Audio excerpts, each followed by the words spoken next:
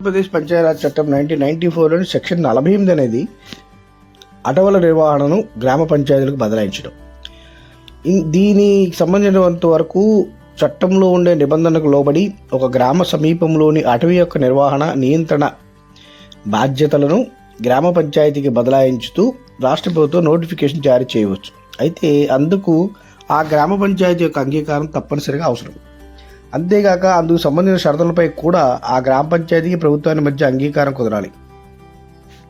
అదేవిధంగా సదరు అడవిపై గ్రామ పంచాయతీ నిర్వహణ నియంత్రణ తొలగిస్తూ కూడా రాష్ట్ర ప్రభుత్వం నోటిఫికేషన్ జారీ చేయవచ్చు. అయితే ఇటువంటి సందర్భాల్లో ముందుగా ఆ విషయమును గ్రామ పంచాయతీ తెలియపరిచి గ్రామ పంచాయతీ యొక్క అభ్యంతరాలను పరిగణలోకి తీసుకోవాల్సి ఉంటుందన్నమాట. అంటే ఒక గ్రామ పంచాయతీ పరిధిలో ఉండేటువంటి అటవులపై గ్రామ పంచాయతీకి నిర్వహణ బాధ్యతలు అప్పగించాలన్నా, అలాగే అటవుల నిర్వహణలో ఉన్న గ్రామ పంచాయతీని ఆ బాధ్యతల నుంచి తొలగించాలన్నా ప్రభుత్వ నోటిఫికేషన్ ద్వారా ఈ సెక్షన్ ఉపయోగపడుతుంది.